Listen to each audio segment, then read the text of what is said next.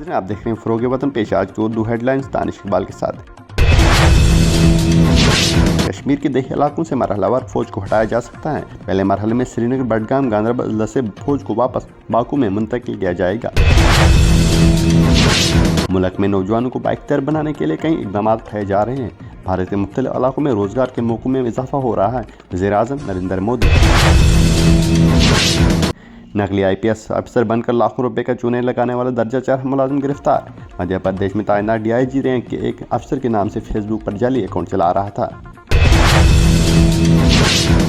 Passport की तजदीद का मसला महबूबा मुफ्ती ने SJ शंकर को खत लिखा।